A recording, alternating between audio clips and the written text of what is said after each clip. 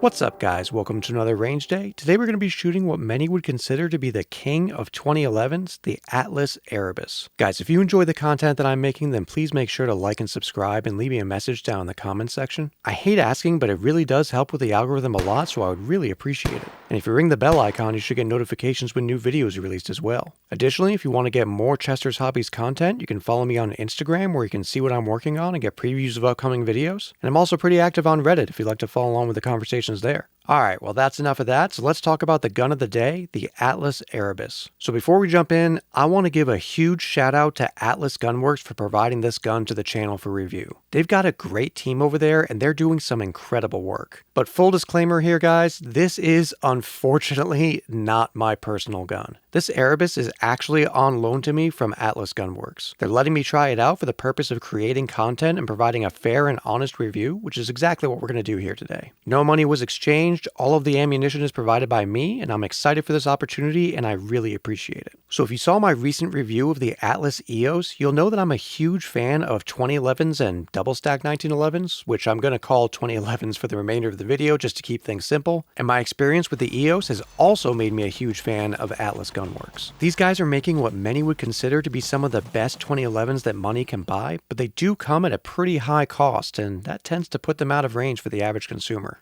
I already talked extensively about who Atlas is in the EOS video, so you can check that out if you're not familiar with them and you're interested in learning more, but for now we're just going to dive right into the Erebus. Now the Erebus has become somewhat of a modern legend in the 2011 community. If you browse around on Reddit or any other social firearms forums for long enough, you'll probably see a large number of individuals claiming that the Erebus is king when it comes to 2011s or even just handguns in general. Aside from having a bunch of standard level Atlas features that exist across the majority of their lineup, the Erebus is often cited as the softest and flattest shooting 2011, especially if your goal is to go fast. Now, if you've watched my channel at all in the past, you know that I do like to shoot fast and I'm constantly working on improving my personal capabilities while seeking out the fastest guns that I can get my hands on. So with that being said, I am extremely excited to be shooting the Erebus today. As for the features that make the Erebus stand out, let's start at the top and go from there. The star of the show here is the large single-port titanium compensator at the end of the 4.6-inch bull barrel. Now, a lot of people like to compare this to the Staccato XC, and I typically would as well. But having a little bit more experience with it now, there's definitely one major difference here. The compensator here is actually threaded onto the barrel, while the XC compensator is milled out of the same steel as the barrel in an island barrel configuration. Now, these are different designs aiming to accomplish the same thing, which is ultimately reducing felt recoil and muzzle rise. Now, I've had a chance to put a little over 100 rounds through the gun so far in preparing for this range day, and I can say with confidence that this compensator is extremely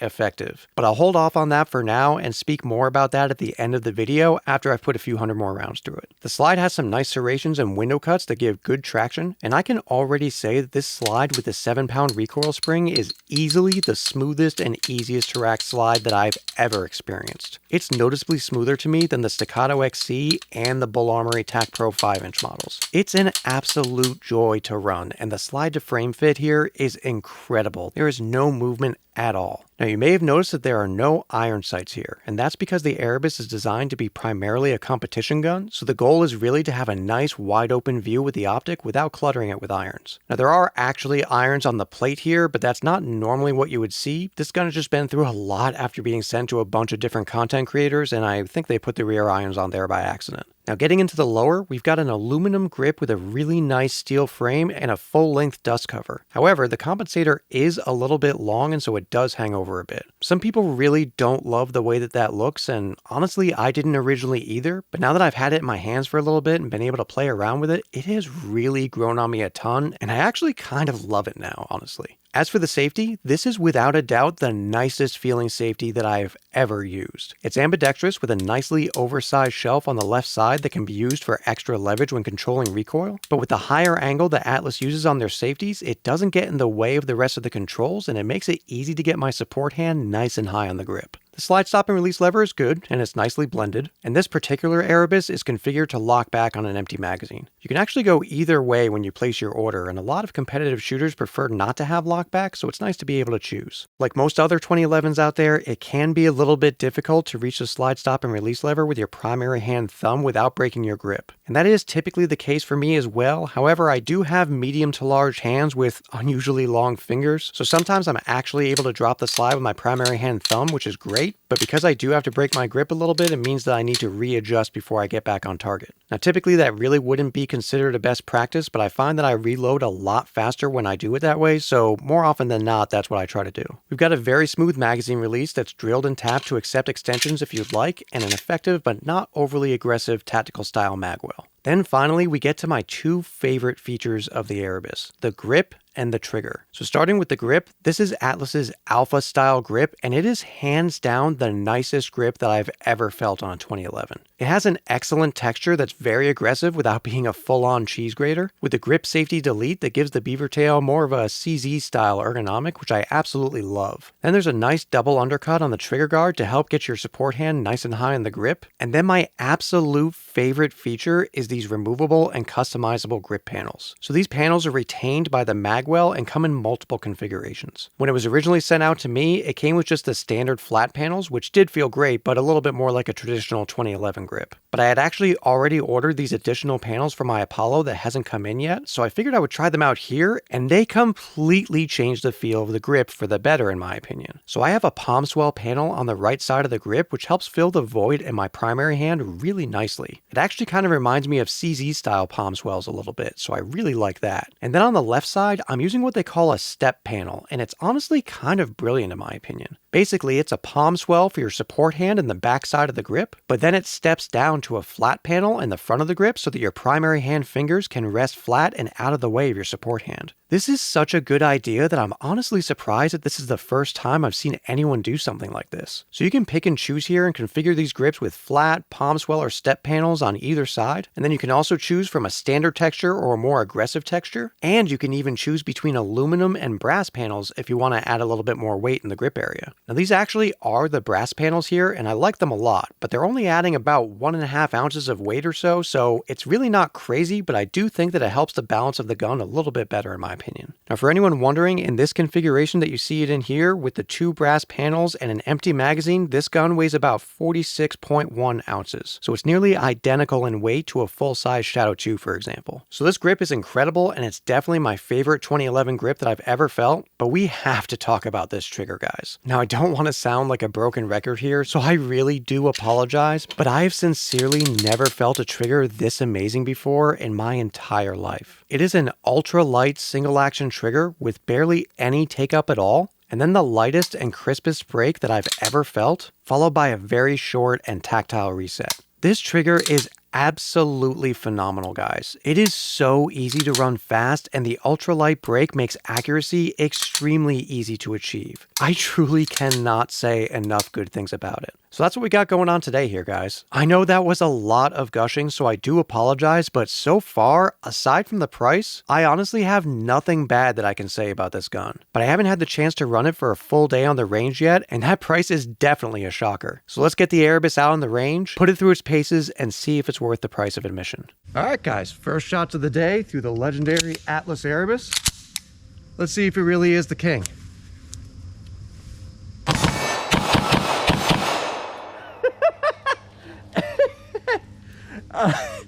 Yeah, I think it might be. That felt incredible. So soft shooting. The dot barely moved. I mean, I'll show you those groups real quick here. So that was pretty quick. Just getting warmed up here.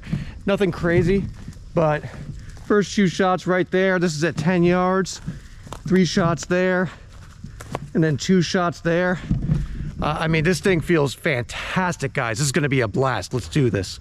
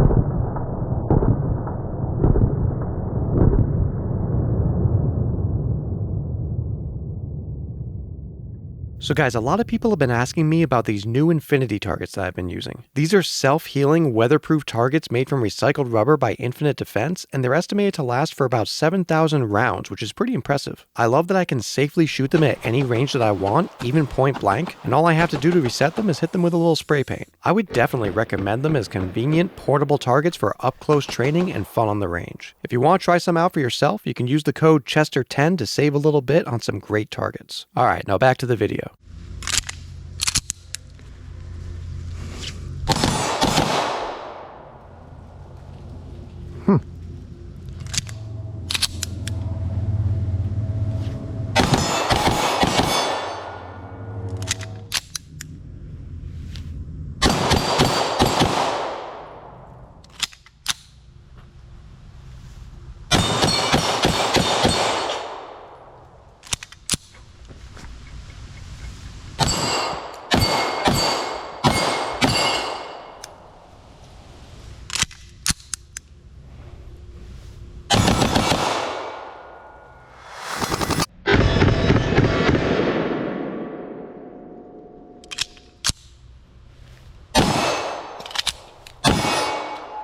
Ow, get on my foot.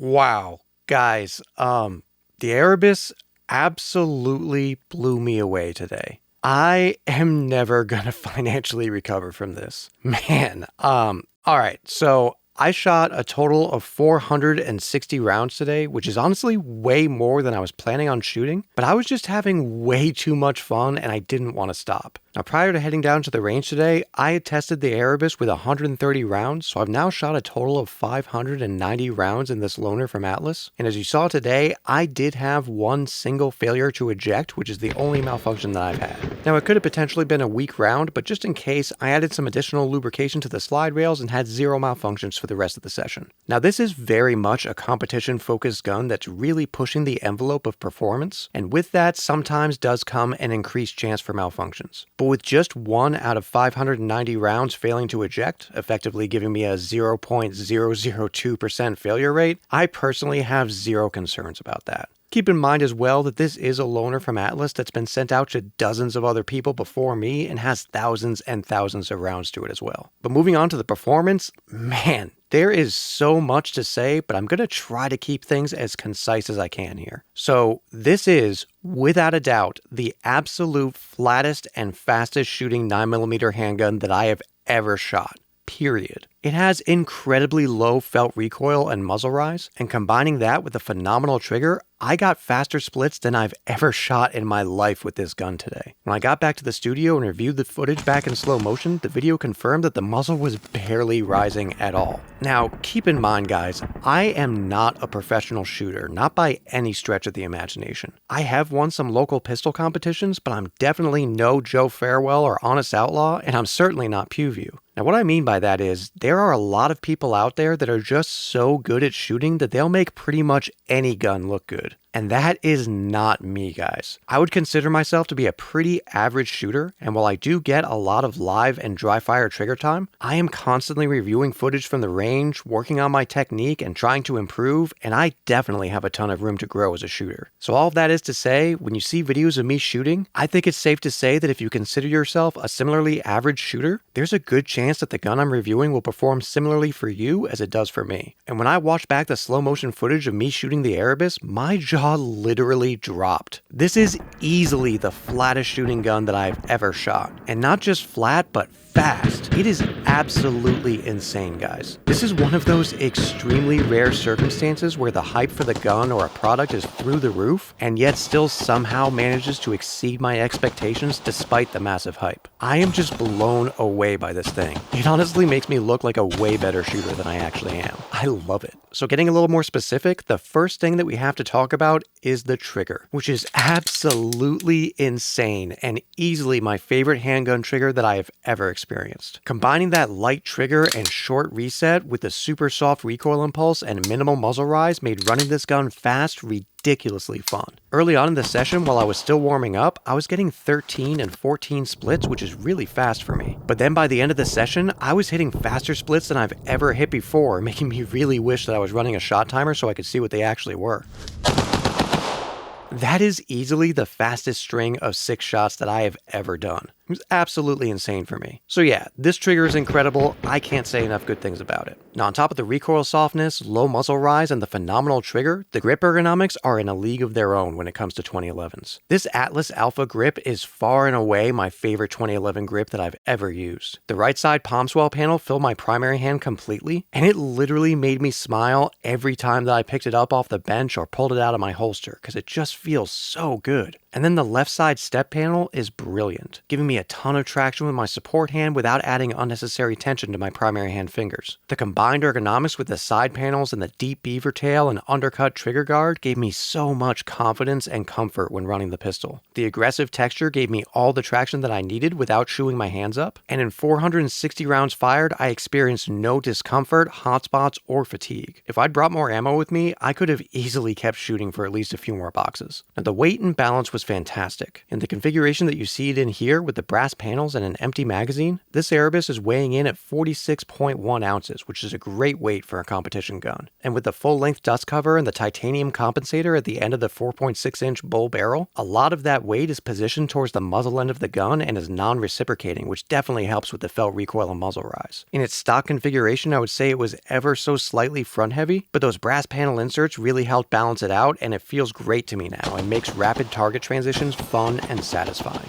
Now the slide is an absolute dream to run. The serrations aren't super aggressive, but they're comfortable and fun to use, and the slide smoothness is absolutely unmatched. It also didn't get noticeably hot at any point for me, even after several rapid fire strings, which was nice to see. Honestly, I loved nearly everything about the Erebus today, although I will say that there was one thing that I wasn't really a fan of, and that's the reload process. Now to be clear, the way that I prefer to reload, which is using my primary hand thumb to drop the locked back slide on a fresh magazine, is absolutely not the way that most professionals reload their 2011s. Most people will use their support hand thumb, which isn't as fast, but it does make it so that you don't have to break your primary hand grip while reloading, so it's a more consistent and reliable manual of arms, and I've traditionally done that with 2011 2011s in the past as well. Alternatively, a lot of competition shooters will actually remove the lockback function altogether, instead counting their rounds and performing tactical reloads without going into slide lock, while being able to squeeze a couple extra rounds into their magazine as well. So for anyone that runs their 2011s the proper way, there's no issue at all here. The magazine release is in a perfect place for me to actuate with my primary hand thumb without breaking my grip, and the tactical style mag funnel works pretty well, although it's definitely not quite as forgiving as the full-size competition magwell would be when it comes to rotating magazines from an imperfect presentation, but it did work very well for me today, so I really have no complaints there. The main issue that I had is that when I would break my grip to drop the slide with my primary hand thumb, my thumb would end up underneath the safety lever, which is positioned higher on Atlas guns than typical 2011s would be. This would sometimes cause me to inadvertently flick the safety on in the middle of a reload while correcting my grip.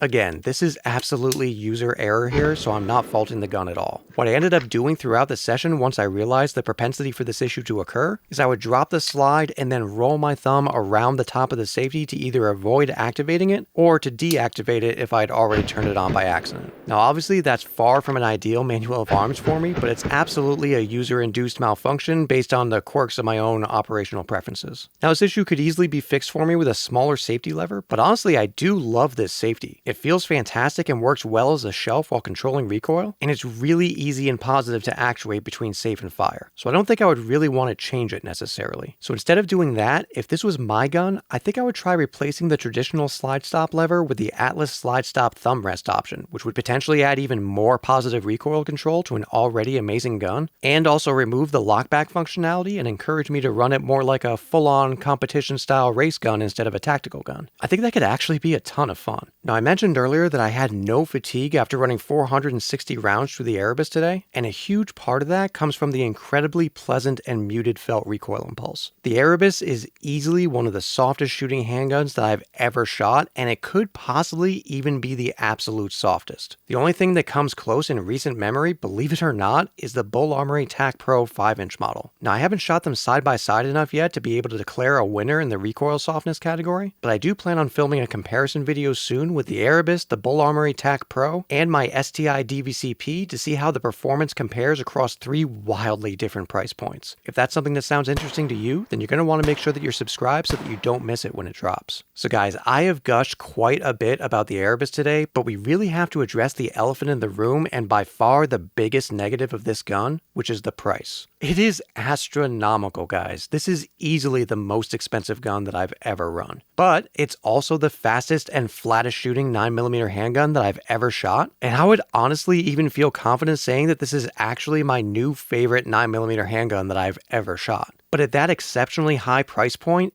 is it really worth it? Certainly the law of diminishing returns is in full force here, and although the Erebus does have a lot going for it, I think the ultimate value at the end of the day is really going to be up to every individual to decide for themselves, and I would never recommend going into debt over what is ultimately a luxury item. That said, if you have plenty of expendable income and you want one of the best shooting guns in the world, in my opinion, I would say that the Erebus should be at the very top of a really short list of guns to meet that criteria. As for me personally, I think the absolute best possible endorsement that I could give here is to tell you sincerely that I've been dreading setting this gun back to Atlas. So much so that I'm actually in the process of purchasing my very own Erebus right now. Now, it would have been very easy for me to try the gun out, say, oh wow, that was really cool, and then send it back and move on, but I can't do it, guys. This is my favorite handgun that I've ever shot, and I need to own one. At this point, I think I'm running out of organs that I can sell to keep affording this stuff, but don't worry about me, I'll be fine. I may never financially recover from this, but at least I'll have the king. So that's going to be all for today, guys. I've got a ton of handgun reviews on the way, as well as more ARs, AKs, PCCs, and shotguns. So remember to like and subscribe, ring the bell, stay tuned, and thanks for stopping by.